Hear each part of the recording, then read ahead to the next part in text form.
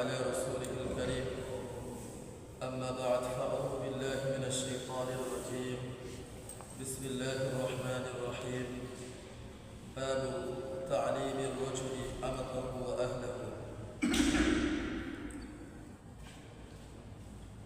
সম্মানিত উপস্থিতি, আল্লাহ তাআলার তৌফিক নসিব হলে আজকের আলোচনায় আমরা সহিহুল বুখারীর কিতাবুল ইলমের 31তম পরিচ্ছেদ তা'লিমুর রাজুলি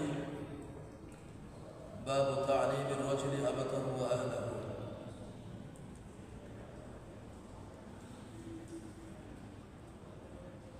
নিজের বাদী অথবা পরিবার লোকদেরকে কোরআন হাদিসের কথা শিক্ষা দেওয়া।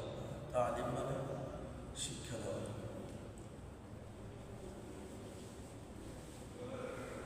হাদিস নাম্বার 57। হাদিসের বর্ণনাকারী আবু বারদা রাদিয়াল্লাহু তাআলা আনহু, তিনি তার পিতা থেকে বর্ণনা করেন। তার পিতা বলেন, قال رسول الله صلى الله عليه وسلم ثلاثة لهم أجران। রাসূল করিম সাল্লাল্লাহু আলাইহি ওয়াসাল্লাম বলেন, তিনটা কাজ এমন রয়েছে যার প্রতিদান দ্বিগুণ। তিন কাজের প্রতিদান কি? দ্বিগুণ, ডবল প্রতিদান। নাম্বার 1, রাজুলুন মিন আহলিল কিতাবি আমানু বিনাবিয়িহি ওয়া আমানা বিমুহাম্মাদিন সাল্লাল্লাহু আলাইহি ওয়াসাল্লাম। ওই ব্যক্তি যে মিন আহলিল কিতাব, আহলে কিতাব থেকে ওই ব্যক্তি। আহলে কিতাব কারা? ইহুদি এবং খ্রিস্টান। ইহুদি খ্রিস্টানদের মধ্যে থেকে ওই ব্যক্তি যে তার নবীর প্রতি ঈমান এনেছে এবং রাসূল করিম সাল্লাল্লাহু আলাইহি ওয়াসাল্লাম বা মুহাম্মদ সাল্লাল্লাহু আলাইহি ওয়াসাল্লাম যখন দুনিয়াতে আল্লাহ পাক তাকে পাঠিয়েছেন, তিনি যখন নবুয়ত পেয়েছেন, আগে সব কিছু বাদ, এরপরে সে মুহাম্মদ সাল্লাল্লাহু আলাইহি ওয়াসাল্লামের প্রতি ঈমান আনয়ন করেছে, তাহলে এই ব্যক্তিকে দ্বিগুণ প্রতিদান দেওয়া হবে। প্রথম প্রতিদান দেওয়া হবে সে যে আগের নবীর পরিবার আনয়ন করেছিল এই জন্য, আর এরপরে মুহাম্মদ সাল্লাল্লাহু আলাইহি ওয়াসাল্লাম আসার পর আগের সব কিছু বাতিল। এখন মুহাম্মদ সাল্লাল্লাহু আলাইহি ওয়াসাল্লাম যেই কোরআন কারীমের বিধান এবং সুন্নাহ নিয়ে আসবে, এগুলো মানতে হবে। মুহাম্মদ সাল্লাল্লাহু আলাইহি ওয়াসাল্লামের প্রতি যখন ঈমান আনয়ন করবে, দুই নবীর প্রতি যেহেতু ঈমান আনয়ন করছে, এই জন্য প্রতিদান কি? ডবল প্রতিদান।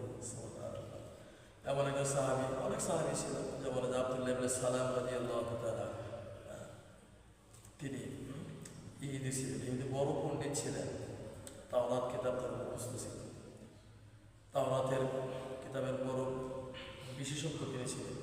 মুহাম্মদ সাল্লাল্লাহু আলাইহি ওয়াসাল্লাম আল্লাহ পাক দুনিয়াতে পাঠানোর পরে তিনি আবার তার প্রতি ঈমান আনয়ন করেছিলেন। এভাবে আরো অনেক সাহাবী ছিল। এই হলো একজন গেল, যে আগের তার সময় নবীর উপর ঈমান আনয়ন করেছিল, আবার মুহাম্মদ সাল্লাল্লাহু আলাইহি ওয়াসাল্লামকে আল্লাহ পাক দুনিয়াতে পাঠানোর পরে তার প্রতি ঈমান আনয়ন করেছে। এখনো বর্তমানে অনেক ইহুদি আছে, খ্রিস্টান আছে, মুসলমান হচ্ছে কি হচ্ছে না? হচ্ছে না। ওরা দ্বিগুণ প্রতিদান করে। একটা সময় ভুল বোঝার পরে যখন মুহাম্মদ সাল্লাল্লাহু আলাইহি ওয়াসাল্লামের প্রতি ঈমান আনয়ন করবে, তাদেরকে আল্লাহ পাক কি দেবেন? দ্বিগুণ প্রতিদান দেবেন। ওয়াল আব্দুল মামলুক, দ্বিতীয় নাম্বার, ওই কৃতদাস, ইদা আদ্দা হাক্কাল্লাহ, যখন কৃতদাস আল্লাহ পাকের হক আদায় করে, ও হাক্কা মাওয়ালিহি, এবং তার মনিবের হকও আদায় করে, এমন কৃতদাসকে আল্লাহ পাক দ্বিগুণ প্রতিদান দেবে। কারণ ওই ব্যক্তি দুইজনের হক কি করে?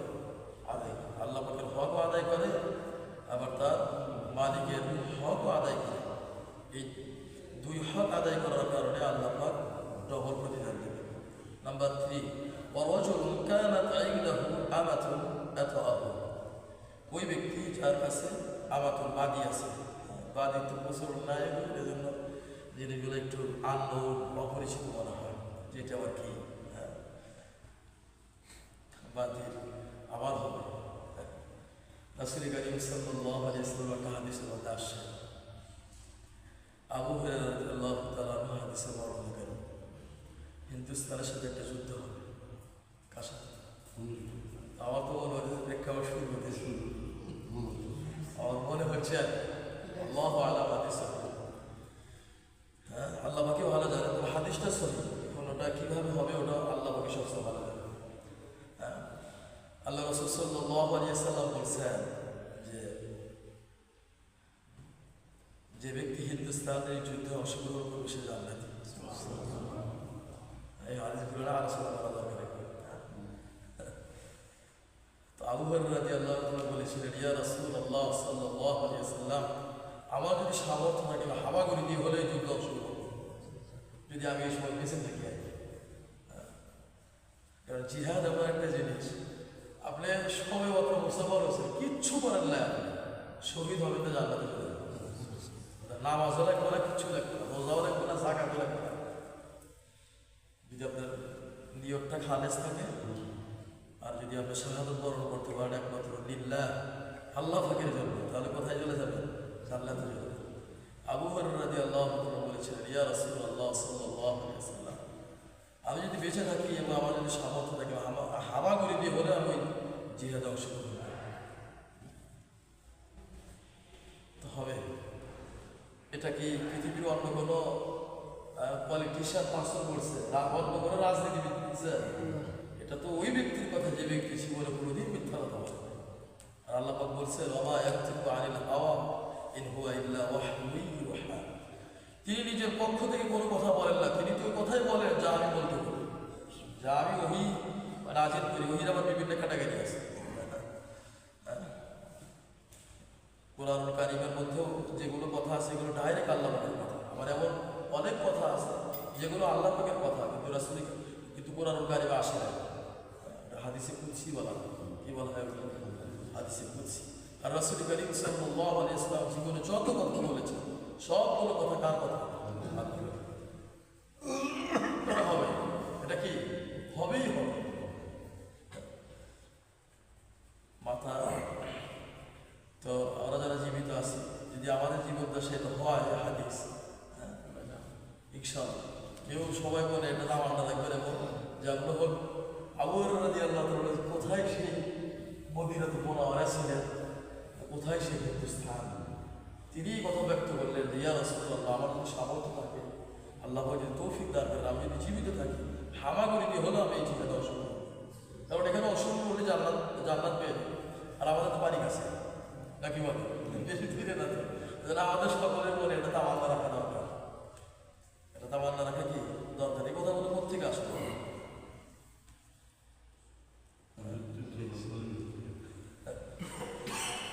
এই হাদিসটা কোথেকে আসে? বাদির থেকে।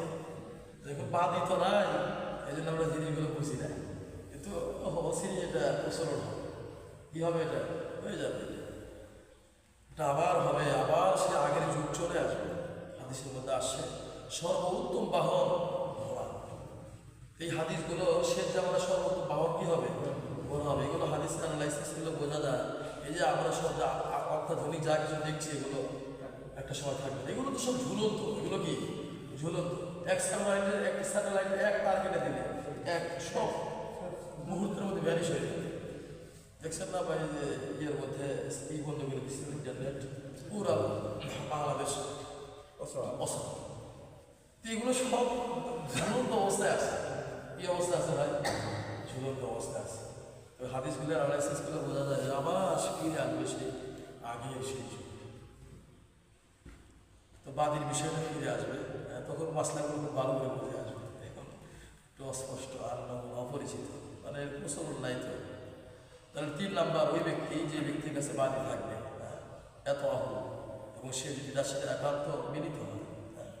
এই বিষয়টা নিয়ে যারা নাস্তিক আছে, ডিসবিলিভার্স, অবিশ্বাসী ব্যক্তিগুলো এটা নিয়ে ব্যাপক আঘাত করে ইসলামের উপরে। কয়েকটা পয়েন্ট আছে, তার মধ্যে এটা যে ইসলাম এত সুন্দর ধর্ম, পিসফুল যেটাকে বলে শান্তিপূর্ণ একটা ধর্ম, আর এই ধর্মে বাদীর প্রচলন আছে, বাদীর হুকুম দেওয়া আছে। অথচ পৃথিবীর প্রত্যেকটা ধর্মে বাদীর হুকুম দেওয়া আছে। এখন দেখেন বাদী যারা, যে বাদী কাদেরকে বলা হয়, যে নারীগুলো ইসলামকে ধ্বংস করার জন্য যুদ্ধের ময়দানে চলে আসে, ওদেরকে আপনি বন্দি করবেন। এখন বন্দি করার পরে আপনি যদি সরাসরি মেরে ফেলেন তাহলে জাহান্নামে হয়ে যাবে। যদি ছেড়ে দেন, ও যা আবার ইসলামের ক্ষতি করবে, ইসলামে কী করবে, আবার ক্ষতি করবে, ইসলামের বিরোধিতা করবে। এই জন্য আল্লাহ পাকের হুকুম হলো যে ওকে তোমরা নিজের কাছে রাখো, নিজেদের ভালোবাসা, নিজেদের ব্যবহার দেখিয়ে, নিজেদের ব্যবহার দেখিয়ে ও যেন একটা সময় নিজেই মুগ্ধ হয়ে কি মুসলমান হয়ে যায়। দেখেন, আমার বিষয় হলো আপনি যদি তার সাথে একান্ত মিলিত হন, সে যদি বাচ্চা দেয় তাহলে সে স্বাধীন হয়। কী হয়ে যাবে, সে স্বাধীন হয়। অনেক মাসলা আছে এখানে, ও ডাইরেক্ট আপনি নিয়ে আসার পরেই তার সাথে আপনি একান্ত মিলিত হবেন, আপনি পারবেন না। এটা এখানে অনেকদিন আপনাকে ওয়েট করতে হবে, যাতে করে একই স্ত্রীর গর্ভ, একই নারীর গর্ভ থেকে দুই পিতার এক সন্তান না হতে পারে।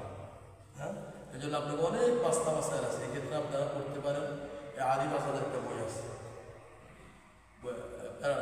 প্যারাডক্সিক্যাল সাজিদ। এই বইয়ের মধ্যে একটা টপিক আছে বাদীর বিষয় নিয়ে, নাস্তিক, এটা নিয়ে ব্যাপক ইসলামের আঘাত করে অনেক সুন্দর করে উত্তর দেওয়া আছে।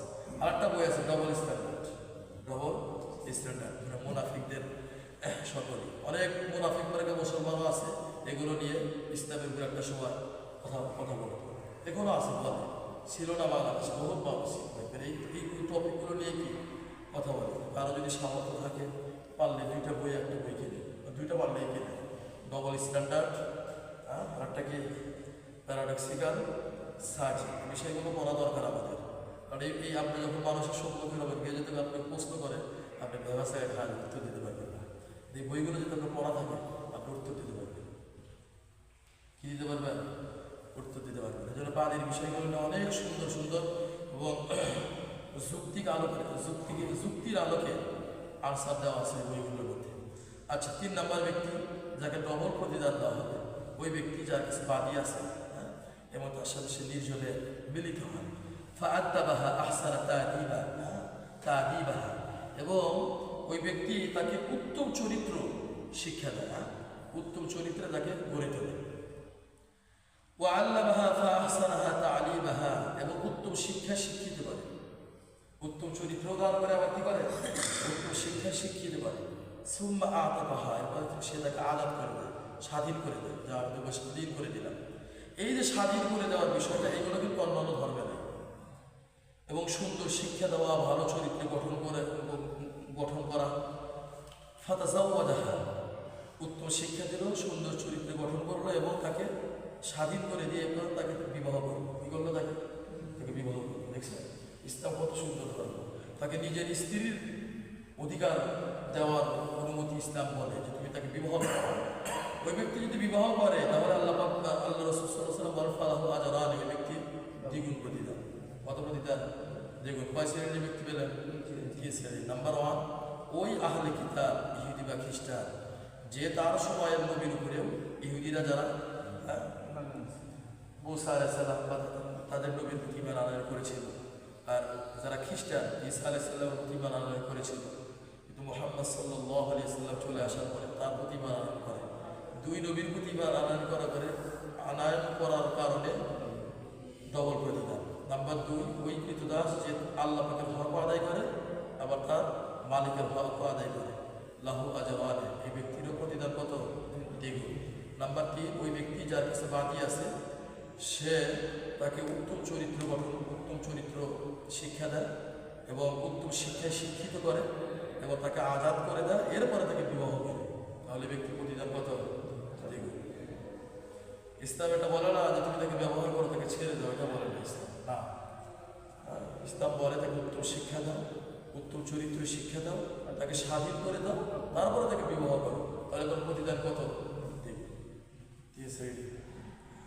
এই জন্য প্রিয় উপস্থিতি, নিজের পরিবার লোকদেরকে কী করবেন? কোরআন হাদিসের জ্ঞান শিক্ষা দিবেন না। এখান থেকে যাই শুনে খাওয়ার টেবিলে বা অন্য কোনো সময় ডাইনিং রুমে যখন আলোচনা হয়, কথাগুলো যারা যতটুকু পারে আলোচনা করবেন। আমরা আজকে এই হাদিসটা শুনলাম, এই হাদিসের মধ্যে এই বিষয়গুলো আছে, ভালো হবে এতে। দেখেন এর পরে আছে বাবু আইযাবাতিল ইমামি আন-নিসা তা'লীমিহিন্না, ইমাম কর্তৃক মহিলাদেরকে কোরআন হাদিসের বিষয়গুলো শিক্ষা দেওয়া। ইজ্জত মানে ওয়াজ করা, আর কি ওয়াজ নসিহত করা। ইমাম কর্তৃক নারীদেরকে কোরআন হাদিসের বিষয়গুলো কী করা শিক্ষা দেওয়া, এগুলো শর্ত আছে। ব্যাখ্যার মধ্যে আসে ফাইদা আমার আল ফিতনা আলিহি ওয়া আলাইহা, এটা ওই সময় শিক্ষা দিতে পারবে যখন যে শিক্ষা দিবে সে এবং যাদেরকে শিক্ষা দিবে উভয়জন তারা ফেতনা থেকে বাঁচার পরিপূর্ণ সিউরিটি থাকবে, সে কী করতে পারবে শিক্ষা দিতে পারবে। এবং শুধু এই একা একা না, কিন্তু একা একা একটা ভালো জায়গা যেখানে নারীদের পর্দার ভালো ব্যবস্থা থাকে, সেখানে অন্যান্য পুরুষরা তার দরকার বললে থাকবে, বাহারান থাকে, তার ভাই বোন স্বামী তারাও থাকবে, এরকম একটা মজলিস। এবং অন্যতম শর্ত হলো যে শিক্ষা দেবে সে এবং যারা শিক্ষা নেবে তারা উভয়জন যদি ফেতনা মুক্ত পরিপূর্ণ সিউরিটি নিশ্চয়তা থাকে, তাহলে এই শর্ত সাপেক্ষে কী করতে পারবে ইমাম কর্তৃক মহিলাদেরকে কী করতে পারবে কোরআন হাদিসের বিষয়ে শিক্ষা দিতে পারবে। দলিল কি? হাদিস নাম্বার 98। হ্যাঁ, হাদিসে বর্ণনাকারী আতা ইবনে আবি রাবাহ قال سمعت ابن عباس رضي الله تعالى عنه, তিনি বলেন আমি ইবনে আব্বাস রাদিয়াল্লাহু তাআলা আনহু বলতে শুনেছি, তিনি বলেন আশহাদু আলা নবী সাল্লাল্লাহু আলাইহি ওয়াসাল্লাম, আব্দুল্লাহ ইবনে আব্বাস রাদিয়াল্লাহু তাআলা আনহু বলেন আমি রাসূল করিম সাল্লাল্লাহু আলাইহি ওয়াসাল্লামকে সাক্ষী রেখে বলছি। এই কথাটা গুরুত্ব বোঝানোর জন্য কি এই কথাটাই ভয় বলছে। কথাটা কি? যে আন্না নবী সাল্লাল্লাহু আলাইহি ওয়াসাল্লাম খরাজা ওয়া মাআহু বিলাল, একবার আল্লাহ রাসূল সাল্লাল্লাহু আলাইহি ওয়াসাল্লাম বের হলেন, তার সাথে বিলাল রাদিয়াল্লাহু তাআলা ছিলেন। রাসূল করিম সাল্লাল্লাহু আলাইহি ওয়াসাল্লাম যতদিন জীবিত ছিলেন এবং আল্লাহ রাসূল সাল্লাল্লাহু আলাইহি ওয়াসাল্লাম যেখানে যেতেন সাথে কে থাকতো? বিলাল রাদিয়াল্লাহু তাআলা থাকতো। এবং তিনি আল্লাহ রাসূল সাল্লাল্লাহু আলাইহি ওয়াসাল্লামের উটের লাগাম ধরে ধরে থেকে দিয়ে যেতেন, মানে পথ প্রদর্শক হিসেবে থাকতেন বিলাল রাদিয়াল্লাহু তাআলা। এই জন্যই তো রাসূল করিম সাল্লাল্লাহু আলাইহি ওয়াসাল্লাম যখন মেরাজের রাত্রিতে জান্নাতে ভ্রমণে গেলেন তখন দেখতে পেলেন, শুনতে পেলেন যে আল্লাহ রাসূল সাল্লাল্লাহু আলাইহি ওয়াসাল্লাম যেখানে হাঁটেন বিলাল রাদিয়াল্লাহু তাআলা পায়ের আওয়াজ আগে দুনিয়াতে এসে কি বললেন, বিলাল কি আমল করো? তার অন্যতম একটা আমল ছিল কি, যখনই ওযু শুকে যেত ওযু করতেন 2 রাকাত সালাত করতেন, তাহিয়াতুল ওযু এটাকে বলে। এবং দুনিয়াতে আল্লাহ রাসূল সাল্লাল্লাহু আলাইহি ওয়াসাল্লামের সাথে সবসময় থাকতেন কে? বিলাল রাদিয়াল্লাহু তাআলা। এই জন্য জান্নাতে আল্লাহ রাসূল সাল্লাল্লাহু আলাইহি ওয়াসাল্লামের এই পথ প্রদর্শক হিসাবে কে থাকবে? বিলাল রাদিয়াল্লাহু তাআলা। এই হাদিসে আমরা পেলাম যে আল্লাহ রাসূল সাল্লাল্লাহু আলাইহি ওয়াসাল্লাম একবার বের হলেন, সাথে ছিল বিলাল রাদিয়াল্লাহু তাআলা। ফাওয়ান্না আন্নাহু লাম ইউসমি'আন নিসা, আল্লাহ রাসূল সাল্লাল্লাহু আলাইহি ওয়াসাল্লাম মহিলাদেরকে ওয়াজ করলেন, সেখানে পুরুষরাও ছিল, ওয়াজ করলেন। তো আল্লাহ রাসূল সাল্লাল্লাহু আলাইহি ওয়াসাল্লাম একটা পর্যায়ে ধারণা করলেন হয়তো না রেশ করে নাই, এই জন্য আল্লাহ রাসূল সাল্লাল্লাহু আলাইহি ওয়াসাল্লাম আবার ওয়াজ করলেন। ফাওয়াদাহুন্না ওয়াদা ইয়াজুল ওয়াসকা ফাওয়াদাহুন্না ওয়া আমারাহুন্না বিসসাদাকাতি, আল্লাহ রাসূল সাল্লাল্লাহু আলাইহি ওয়াসাল্লাম তাদেরকে ওয়াজ করলেন এবং আদেশ দিলেন সদকা করার জন্য। কেন সদকা করার জন্য আদেশ দিলেন? হাদিসের পরিপূর্ণ বিষয়টা ব্যাখ্যার মধ্যে আসে।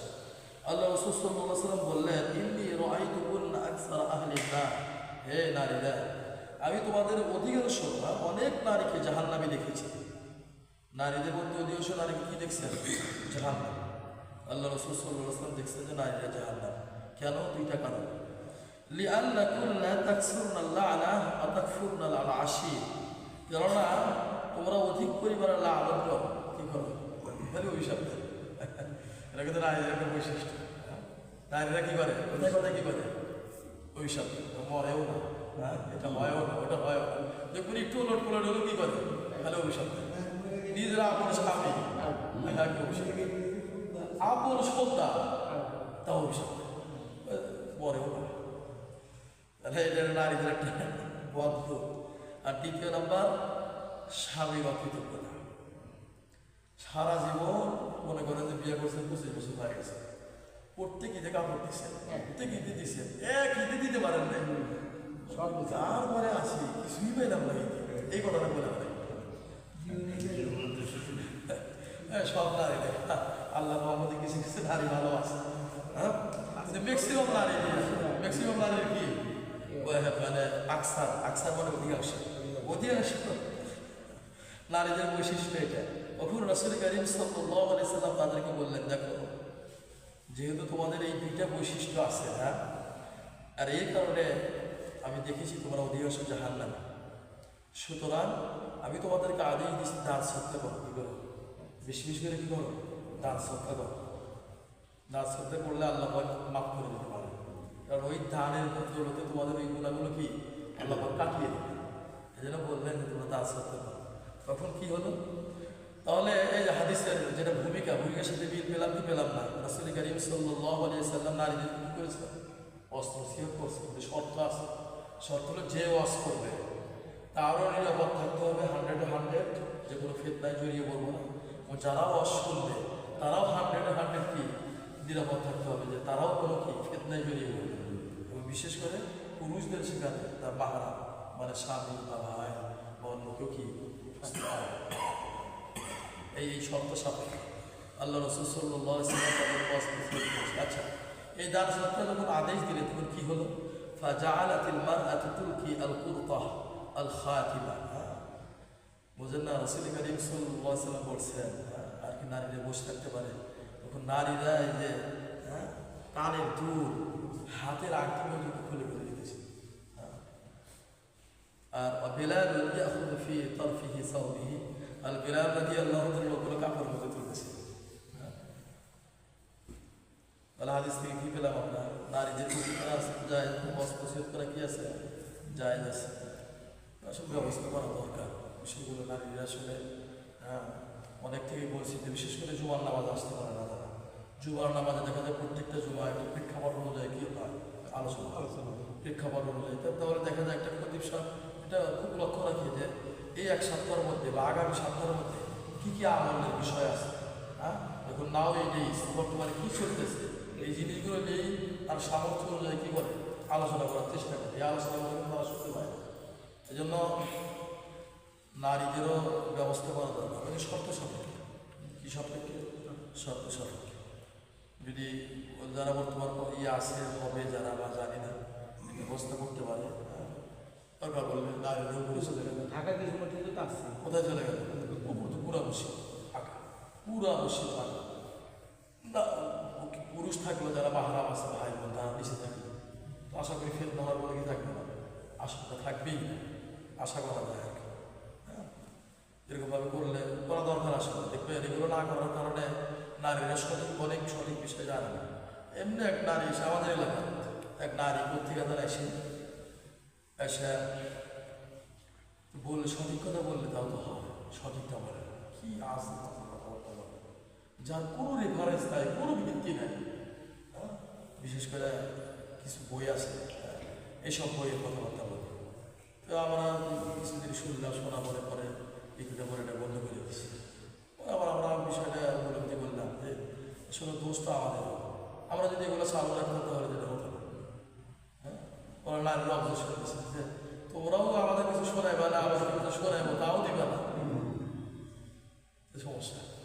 তো এই আজেবাজে আমলগুলো এটার মাধ্যমে কি পায়? বিস্তার পায়। বটের মধ্যে তো লাগে পড়ে মেয়েরা পড়ে, বটের মধ্যে দুইটাতে পড়ে, ওই সিঁড়িতে মেয়েরা ওঠে। শর্ত আছে, বুঝছেন? শর্ত সাথে ওটা আলোচনা সামনে আসবে। ঈদের নামাজে আলোচনা কি তখন আসবে, কেন তারা পড়ে এবং যারা নিষেধ করে কেন নিষেধ করে, উভয় পক্ষের কি আছে ভালো হাদিস আছে। ওরা শুনলেই বুঝতে পারবে না। আপনারা কথা যে উঠলো তো একটা বলি, আমাদের আয়েশা সিদ্দিকা রাদিয়াল্লাহু তাআলা আনহাকে তিনি জীবদ্দশায় বলা হয়েছিল যে নারীরা তো মসজিদে আসতে চায়, বিভিন্ন নিয়ে অংশগ্রহণ করতে চায়। এবং আমাদের আয়েশা সিদ্দিকা রাদিয়াল্লাহু তাআলা বলেছিলেন যে আমার স্বামী যদি জীবিত থাকতো আজকে মুহাম্মদ সাল্লাল্লাহু আলাইহি ওয়াসাল্লাম, আর যদি এই পরিস্থিতি দেখতে তিনি নিশ্চিতভাবে তাদেরকে মসজিদ আসা নিষেধ করে দিতেন। কারণ তার সময় যুগটা ছিল অন্যরকম, যুগটা কি অন্য। এটা কিন্তু বেশি দিনের কথা না, বর্তমানে সময় কি দেখেন পরিস্থিতিটা কেমন। কিন্তু আবার এটা খেয়াল করে ওদের একদম আসা নিষেধ এটা বললে আবার ঠিক হবে না।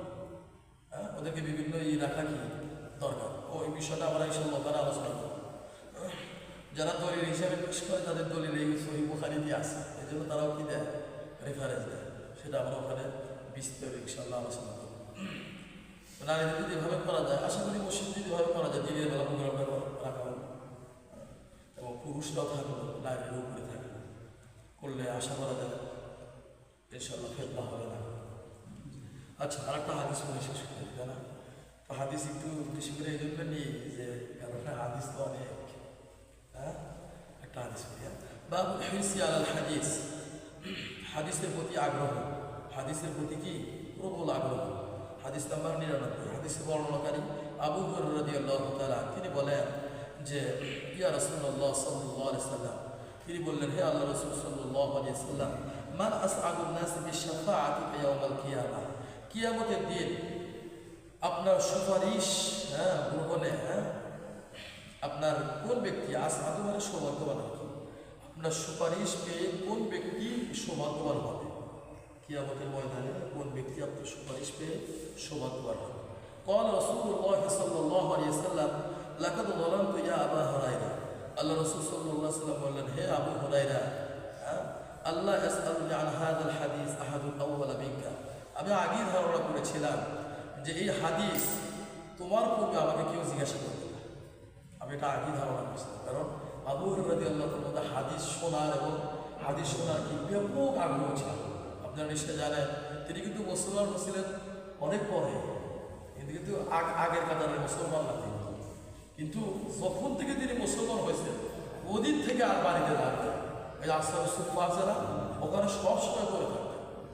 এবং অনেকে মনে করতে যে এই কি রোগ ওটা বলে মির্কি রোগ, ভালো হয়তো অন্য নাম আছে, মির্কি রোগ হয়েছে। অথচ তিনি বলেন যে আমার তো মির্কি রোগ হয় না, আমি যে ক্ষুধায় অনাহারে আমি একদম দুর্বল হয়ে পড়ে থাকতাম, এটা মানুষ বুঝতো না, মানুষ মনে করতো যে মির্কি রোগ হয়।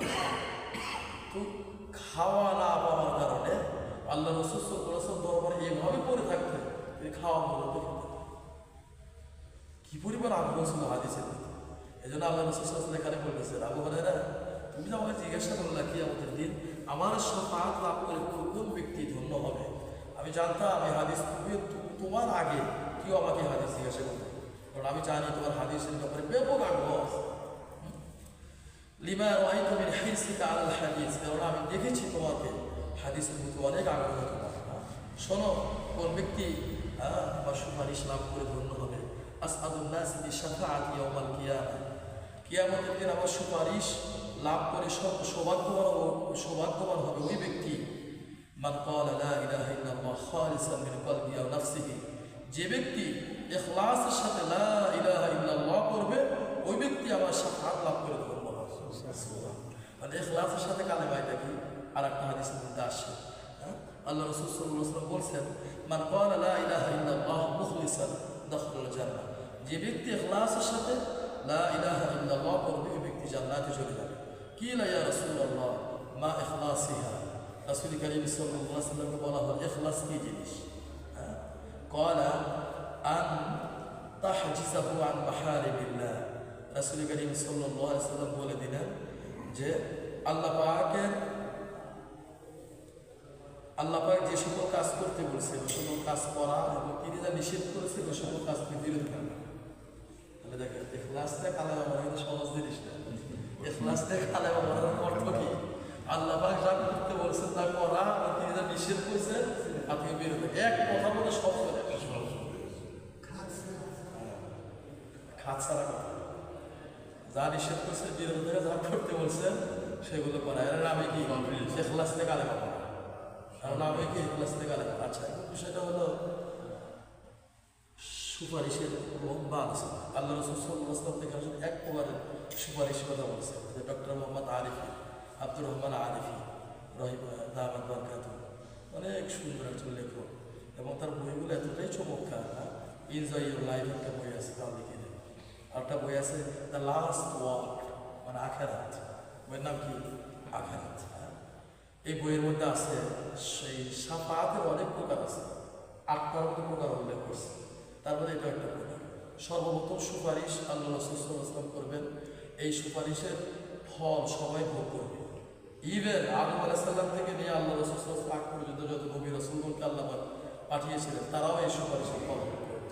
আর ওই যে সবাই সহিহ বুখারী হাদিসের মধ্যে আসবে ইনশাআল্লাহ, সবাই কঠিন আযাবে যখন সূর্য একদম কাছে চলে আসবে, সবাই ধীরে ধীরে গিয়ে চলে যাবে আদম আলাইহিস সালামের কাছে। তিনি বলবেন লাস্তু খুদাক, আমি আর যোগ করব, কারণ আল্লাহ পাক যেই গাছের ফল খেতে নিষেধ করেছে আমরা খাচ্ছি, যাও তোমরা চলে যাও ইব্রাহিম আলাইহিস সালামের কাছে। ইব্রাহিম আলাইহিস সালাম বলবেন লাস্তু খুদাক, আমি আর যোগ্য নই, যাও মূসা আলাইহিস সালামের কাছে।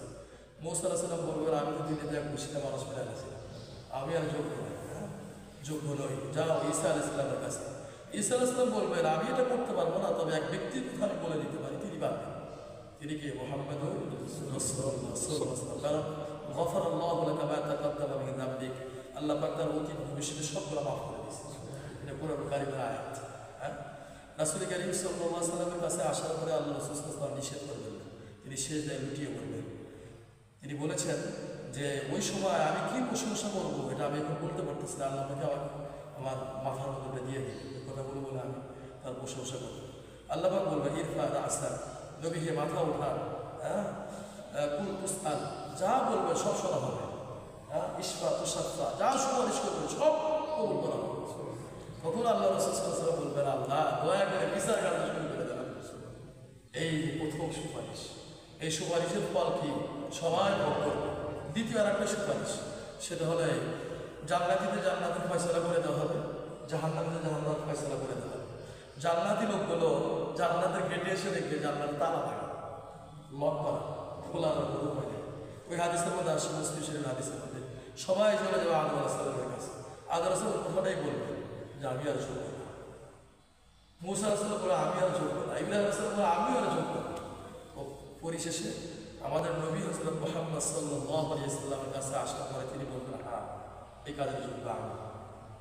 আল্লাহ রাসূল সাল্লাল্লাহু আলাইহি ওয়াসাল্লাম গিয়ে যখন দরজা জান্নাতের গেটে লক করবে, জান্নাতের প্রহরী বলবে যে মা আনতা, আপনি কে? আল্লাহ রাসূল সাল্লাল্লাহু আলাইহি ওয়াসাল্লাম বলবে আনা মুহাম্মাদুর রাসূলুল্লাহ সাল্লাল্লাহু আলাইহি ওয়াসাল্লাম। কথা শোনার পরেই এই জান্নাতের এই প্রহরী একটা কথা বলবে, কত দামি নবী আমরা পেয়েছি। জান্নাতের প্রহরী বলবে আল্লাহ পাক যেদিন থেকে জান্নাত সৃষ্টি করছেন ওদিন থেকে আমাকে এখানে রেখে দিয়ে আমাকে একটা আদেশ দিয়েছেন যে খবরদার কারো জন্য গেট করবে না, শুধুমাত্র মুহাম্মদ সাল্লাল্লাহু আলাইহি ওয়াসাল্লাম এসে যদি বলে যে আমি মুহাম্মদ সাল্লাল্লাহু আলাইহি ওয়াসাল্লাম গেট লক করছি বলে দাও, ওই ব্যক্তি যদি এসে বলে তখনই গেট খুলবে। এই একটা সুপারিশ, একটা কি একটা শাফাআত সুপারিশ। এরপরে যারা মুসলমান কিন্তু খারাপ কৃতকর্মের কারণে জাহান্নামে যাবে তাদের জন্য সুপারিশ করবে, বিভিন্ন ক্যাটাগরিতে সুপারিশ করবে। এরপরে যারা ইখলাস নিয়ে লা ইলাহা ইল্লাল্লাহ বলবে এদের জন্য আল্লাহ রাসূল সাল্লাল্লাহু আলাইহি ওয়াসাল্লাম কি বলবেন? সুপারিশ করবেন। এই যেটা আমরা হাদিসের মধ্যে পেলাম। তো এই হাদিসের মূল যেটা আলোচনা পেলাম, আসলে হিডিংটা কি? যে হাদিসের প্রতি কি আগ্রহ, কিন্তু এই আগ্রহের মধ্যে আমরা কি পেয়ে গেলাম? ওই আগ্রহের হাদিস বর্ণনা করতে গিয়ে রাসূল কারীম সাল্লাল্লাহু আলাইহি ওয়াসাল্লাম শাফাআতের কথাটাও কি, শাফাআতের ব্যাপারে হাদিসগুলো আমরা জানতে পারলাম। এর জন্য প্রিয় উপস্থিতি, কথাটাই বারবার বলি, দেখেন আজ দুনিয়া নিয়ে আমরা কত ব্যস্ত, তারা মানুষ মনে করে না যে দুনিয়াতে শেষ, যে দুনিয়া ছেড়ে আমাদেরকে চলে যেতে হবে। তারা দুনিয়ার এই জীবন আমি আমরা যাই করি, যতই যাই কিছু করি না কেন, সব কিছু ফেলে রেখে চলে যেতে হবে। গতকালে যে আল্লাহর বান্দা আমাদের লিটল ভাই আল্লাহ চলে গেছে, এভাবে আমাদেরও একদিন দুনিয়া ছেড়ে চলে যেতে হবে। মানুষ যদি এই চিন্তা একটু করতো কত কঠিন পরিস্থিতি হবে হাসরের ময়দানে, সেদিন আমার পাশে কেউ থাকবে না, সুপারিশ করার মতো কেউ থাকবে না। হ্যাঁ, রাসূল কারীম সাল্লাল্লাহু আলাইহি ওয়াসাল্লাম শাফাআত পেতে গেলে ওই কাজগুলো তো দুনিয়াতে পারবো না। আল্লাহ সুবহানাহু ওয়া তাআলার কথা বাড়াচ্ছি না, বললে ওরা শুনলে ওরা সবাইকে বোঝার এবং আমল করার তৌফিক দান করে। আল্লাহুম্মা সাল্লি আলা আল্লাহুম্মা সাল্লি আলা মুহাম্মাদিন নবিয়্যিল উম্মি ওয়া আলা আলিহি ওয়া সাল্লাম তাসলিমা। আপনার একটা প্রশ্ন ছিল তার আগে যে আল্লাহ পাক বলছেন ইয়া উখতা হারুন মা কানা আবুকি, ওই যে মারিয়াম আলাইহিস সালাম বাচ্চা দিছে, ঈসা দিছে, আসছে, আসার পরে লোকজন বলতেছে না তুমি তো হারুনের বোন, এখন হারুনকে, হ্যাঁ, দুইটা বক্তব্য, কয়টা বক্তব্য? দুইটা। নাম্বার ওয়ান, মূসা আলাইহিস সালামের ভাই হারুন আলাইহিস সালাম, এই হারুন সেই হারুন, কিন্তু মারিয়াম আলাইহিস সালাম ওই হারুন আলাইহিস সালামের বংশের থেকে ছিল, এই জন্য বংশীয় বোন। কোন বোন? বংশীয় বোন। আর মুসলিম শরীফ হাদিসের মধ্যে আসছে যে এই মারিয়াম আলাইহিস সালামের আপন ভাইয়ের নাম ছিল হারুন, তার আর এক আপন ভাই ছিল, কি ছিল? মারিয়াম আলাইহিস সালামের আপন ভাই ছিল, তার নাম কি? হারুন। এই হারুন কিন্তু মূসা আলাইহিস সালামের ভাই হারুন। দুইটা বক্তব্য জোরালো জোরালো। আল্লাহর কাছে আবদার করলো একজন আর কোনো সন্তান কোনো উল্লেখ নাই হ্যাঁ এই যে হারুন ওর ভাই হারুন হ্যাঁ এই মুসলিম শরীফের হাদিস এটা সে যদিও আপনার ছিল কিন্তু পরে আল্লাহ তাআলা আর এক সন্তান দিয়েছিল ওই হাদিস মুসলিম শরীফের হাদিস এটা অস্বাভাবিক কিছু এগুলো তো বহুত আগের কথা বহুত কি আগের কথা হতে পারে ঈসা মুসা আলাইহিস সালামের ভাই হারুন তার বংশীয় বোর হবে আর যদি আর মুসলিম শরীফে যে হাদিসটা আছে হতে পারে তার আপন ভাই এটা অস্বাভাবিক কিছু না এটা হলো হয়েছিল হলো তার ভাইটা হয়েছিল হলো তাই পারিবারিক পরে অসুবিধা কিছু اللهم صل على محمد النبي وعلى اله وصحبه وسلم الحمد لله رب العالمين والصلاه والسلام على رسوله الكريم وعلى اله واصحابه اجمعين يا الله قل ولا شر على شرك আমাদের তৌফিক দিয়ে দিন ইখলাসের সাথে কথা বলার ইখলাস দিয়ে আমার কথা শোনার তৌফিক দিয়ে দিন ইয়া আল্লাহ যারা ইন্তেকাল করেছে সবাইকে মাফ করে দিন ইয়া আল্লাহ বিশেষ করে গতকাল আপনার যে বান্দা ইন্তেকাল করেছে আব্দুর রহমান মনি ইয়া আল্লাহ আখিরাতের প্রত্যেকটা ঘাত তার জন্য সহজ করে দিন ربنا تقبل منا انك انت السميع العليم وتب علينا يا مولانا انك انت التواب الرحيم برحمتك يا ارحم الراحمين.